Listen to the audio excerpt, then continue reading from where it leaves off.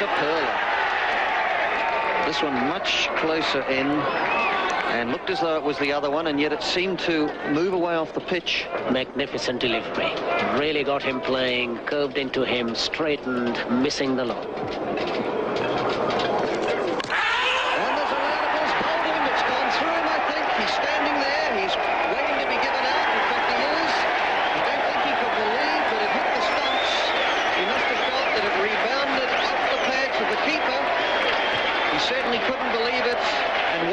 Decision to be made, and stumps will be drawn because it's within 2 minutes of time, with Stephen Fox first ball in his return to Test cricket takes the wicket of Graham Fowler for only 4 runs, and so England lose their first wicket. He looked to play or cover any possible turn, and if anything the ball just seemed away from him and just clipped the outside of off stump. Book bowls Fowler and stumps are called. Book will complete the over on day 2. Oh! Very useful delivery there too. But it'll be a single to Chris Taveray, moving him to 3, and England go to 9 for the loss of 1 wicket. That's it! Bit of excitement from the close-in fieldsman.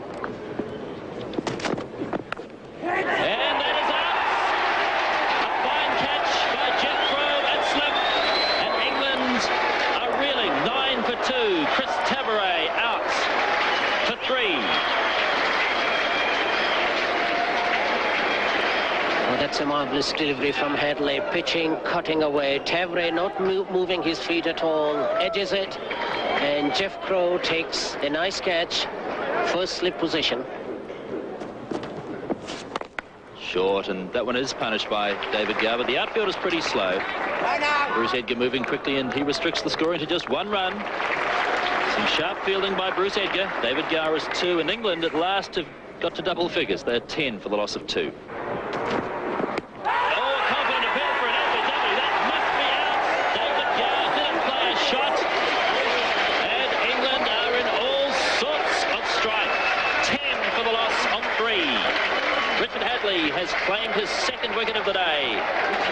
That ball moved, it kept low, and David Gow had his bat in the air, padding up, and LBW. Let's have a look. He didn't play a stroke at that. Have a look at the movement of the ball, pitching, cutting back a bit, and that's out everywhere. Hadley to Randall.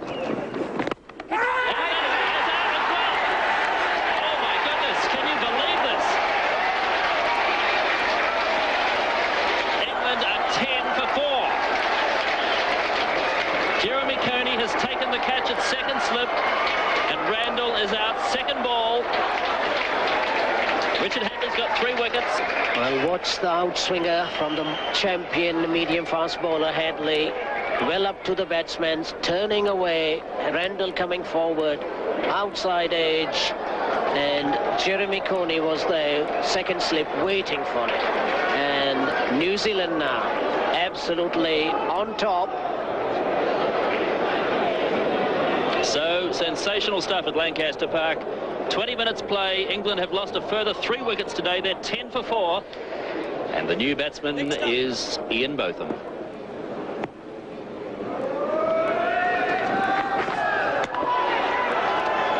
Ian Botham has indicated already, perhaps, that if the ball is there to be hit, he's going to hit it. Richard Hadley with 3 for 2 to Botham. And Botham's got his first runs. Ball running pretty slowly across the lush Lancaster Park outfield. Bruce Edgar coming around from cover. And England moved to 12. Oh, and that was short. It's hit high in the air, but it's over. Bruce Edgar at cover, racing out towards the boundary, but it really stopped and pulled up on the slow outfield, and they're going to come back for a couple of runs. So Botham goes to 4, and England go to 14 for 4. Hadley to Botham. 1. They're going to run a comfortable single. Botham is 5. England are 15 for 4. Lamb facing Hadley. Good shot. All the way along the ground. Wide of Bock in the gully. But pulling up on the slow outfield. And they're going to come back for 3. So Lamb off the mark. He is 3, and England are 18 for 4. So that brings Alan Lamb down on strike. And he's going down the wicket to Bok. And that's 4 runs as John Wright makes a despairing dive at mid-off. First boundary. And Lamb driving on the onside, and that's through Richard Hadley. Despairing dive again. And that's 4 more, and England are now 28 for the loss of 4. And this one's in the air. It just goes wide of Gully. Wide of Gully's left hand. It's going down to third man. It won't reach the fence. They'll be looking for 3, and Lamb's coming back very quickly as Jeff Crow returns. And so that's 3 more to Botham. He goes on to 18, and the total now up to 40. Cairns to Botham. He set that in the air to Charlie Chatfield, and he's caught it. Chatfield catches Botham. It only just carried to him. It drifted down the leg side from the bowling of Cairns. And so Botham is out for 18. England 41 for 5.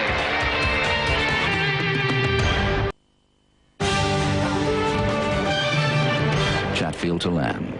And fishing again outside the off stump. Alan Lamb just doesn't really know which way Chatfield's going to move the ball. And once again a loud appeal, and he's out, Alan Lamb. Eventually getting the edge to Chatfield, being beaten 3 times in a row.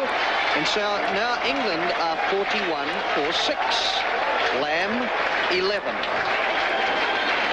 Well, we were just talking about Ewan Chatfield beating Alan Lamb, and that time he beat him again, but this time it took the edge. So Ewan Chatfield gets the wicket of Alan Lamb. Let's have another look at it. Pushing forward again, almost an action replay, but this time the little tickle and through to Ian Smith, and Ewan Chatfield thrilled about that one, and New Zealand in a wonderful position. And he's edged this to first slip, and he's caught by Jeff Crow. England 47 for 7. Taylor caught Crow. Bowled Cairns for 2. And still the disaster continues for England. Well, look at Bob Taylor just pushing forward, rather tentative here, and it gets the outside edge and carries through to Jeff Crow, who takes it well down at his feet. So Lance Cairns, another blow. Bob Taylor removed from the crease. Hadley now to Gatting. And yes, did he get under it? No, he's flagging it away. It sounded as though he got a little bit of bat on it, and a very good attempt at a catch by Martin Crowe in close, but the ball not quite carrying to him. He is certainly a little edge on that and just billowing away from his thigh pad, but as you see, it just hit the ground. Hadley. And keeping this one out, and so that is the last ball of the second day's play in this second test match between New Zealand and England. And in reply to New Zealand's 307, we have the remarkable state of affairs with England 53 for 7. The close of day 2 sees England 7 for 53. We rejoin play on day 3 with Cairns bowling to Pygott. Oh, and that wraps him on the pad, and he's out OBW.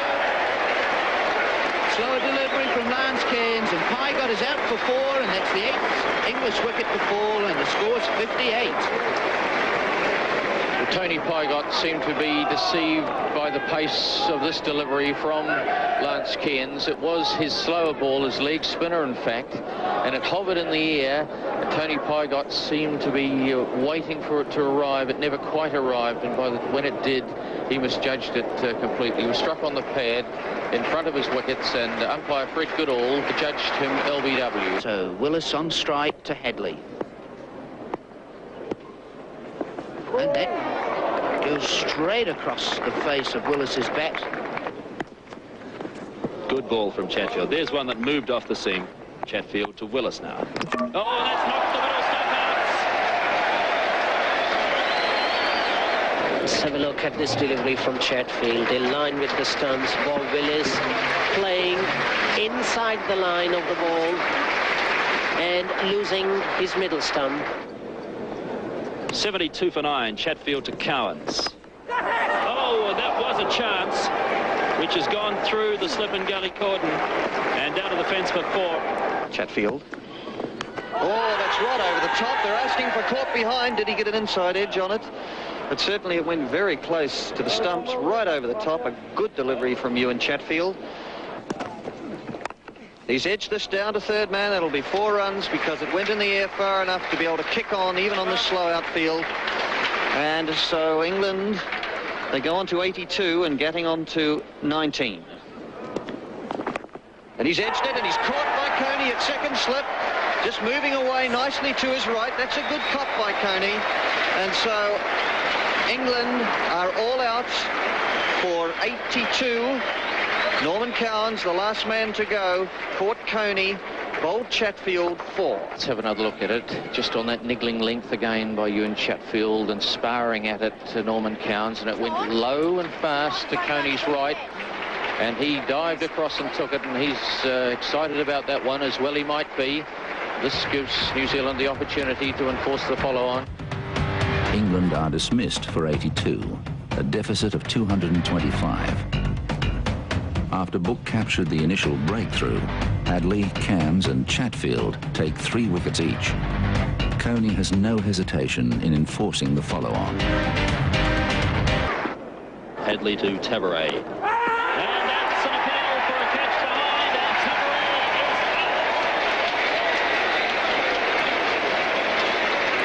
is out. Richard Hadley, attacking field as you see, on line of about off stump, just whipping away a little, just takes the edge of the bat through to Ian Smith, who made no mistake. Short and hooked by David Gow. Fine shot. Gave himself so much time to play it. He's got 4 runs at backward square leg. David Gow is off the mark, and England move to 19 for 1. Hadley to Gow. And he's out. He's caught. The 4th slip by Lance Cairns. What a breakthrough for New Zealand. Well, Richard Hadley seemed to draw David Gow forward a bit non-committedly, but let's have a look at this one. Yes, just pushing forward. It moved away a shade. It took a thick outside edge. Went straight to Lance Cairns at 4th slip. So a great breakthrough for New Zealand. The 2nd English wicket down. And that's out. Caught in close by Jeffrey Howard. It bounced on Fowler and popped straight into the hands of Jeffrey Howard at silly point. And so the 3rd England wicket is down with 25 on the board.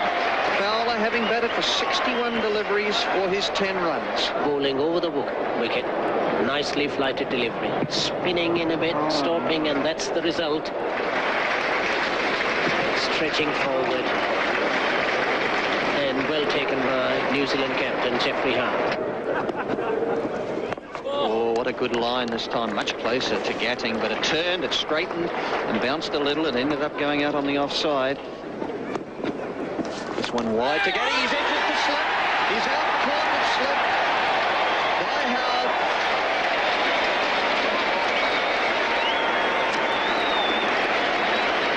Caught it slip.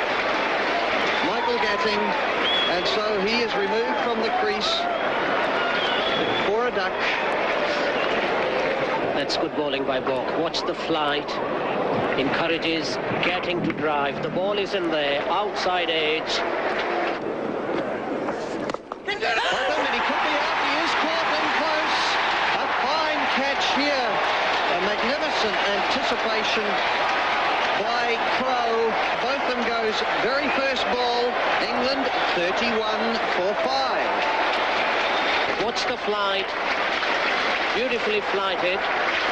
Perfect length. Botham wants to hit it on the onside against the spin. An absolutely brilliant catch by Martin Crowe. So hat-trick ball for Bock. And he keeps it out with all the New Zealand fielders. Norton the first innings here and under tremendous pressure. To get off the mark as he faces Chatfield. And that's a good delivery just outside the off stump, and the crowd went up.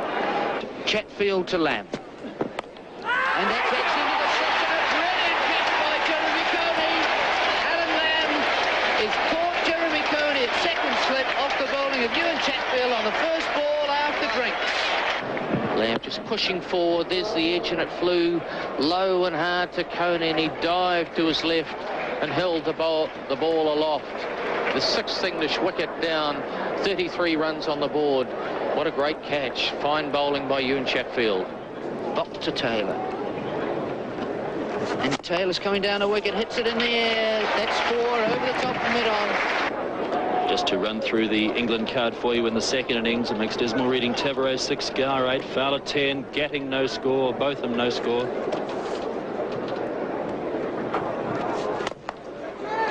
Again, a bold shot from Bob Taylor. Down through mid-on, that's 4 runs. Taylor to 9, that's the England 50, up there 53. Oh, and that one spun sharply. It fell just short of Jeremy Coney at second slip. And the first ball after tea is hit by Derek Randall, way down through third man, and it's 4 runs. So Randall moves to 20. England are 69. And this is a half volley. And there could be a run out here. In fact, he is run out. Bob Taylor hit it straight to cover. Randall turning him back, and he wasn't able to get back into his ground, and that is the first run out so far in the 2 innings by England, and so their 7th wicket now goes down with the score on 72. Bob Taylor for 15. Let's have another look at it. Driving, good-looking shot. Bruce Edgar, very snappy to his right, picked it up through virtually in the same motion, and there it is, the bail going off, the bat still in the air, and Bob Taylor out. A wide one, and he chases it. And he's gone for the hook. Randall, he'll get runs through mid-wicket. It could well go for 4. It does so. Hadley, this time. In the air. It's in the air. This one's short and wide. And Randall going for the cuts, gets a top edge. Cairns parries it up in the air and is able to catch it on the rebound, and so Randall is out for 25, and the 8th England wicket is down for 76. Wide one and a good shot this time. Just through the covers for 4. No need to run for that. And so Pygott gets off the mark with that very, very good cover drive. And Willis edges, and it goes into the first gully position. Howarth taking the catch. And so Willis is out, and Hadley takes his 4th wicket. Willis not opening his account. And England now 80 for 9. Bob Willis thrusting forward at this one, the face of the bat very open, sliding off it into the gully, going low and hard to Jeff Howarth, but he took it comfortably with 2 hands. Hadley to Counts, and he's flicked it away over mid-wickets. 3 or 4 runs in the shot. It goes for 4. Chatfield gives it up.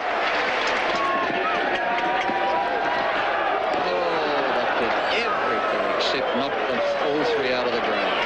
Hadley. And he's edged it behind, and he's out. Caught behind. Hadley takes 5. New Zealand win this test match by an innings and 132 runs. Cowans being dismissed for 7, and the Englishman for 82 in the first innings and 93 here this afternoon at Lancaster Park. In exactly 12 hours play. That's all it took for this test match to reach a conclusion. Not one English player passed 25. And for the first time in 90 years, England are dismissed in both innings for less than 100. Man of the match, Richard Hadley, had a great game with bat and ball. The crowd couldn't believe it. New Zealand enforced the follow on, and they couldn't believe it when wickets kept tumbling. And I have a vivid memory of Ian Botham coming out to bat, playing a shot off his pads. The ball came in close to his pads, and he got the bat on it, just clamped down on it in the last minute, and it got caught close in by one of the New Zealand fieldsmen, and he laughed as he left the field. he just laughed. And we couldn't understand, nobody at that ground could understand why the English were batting like this. But at the end of the match, certain inquiries were made, and the two umpires got involved in it. We were both interviewed by the police. I had to swear a statement that at no stage during the game had I noticed anything untoward happening in the English dressing room. And as Botham said later on, several years later in his book, there had been certain smoking going on. The test match in Christchurch was a pretty strange one. We played, we got our runs, and then the weather set in. It wasn't good, it was cold, it had been wet, and we didn't know whether we were going to go out there and what was going to happen. And it was obvious England, they just weren't tuned in. They didn't want to play, they didn't want to be on the park, they'd rather be back at the hotel sort of resting up. And the umps decided, right, they'll make a start, so out we went, and they just gave it away. It was quite incredible, really, to think on a reasonable batting wicket, to bowl a side out twice like that. It just shouldn't have happened.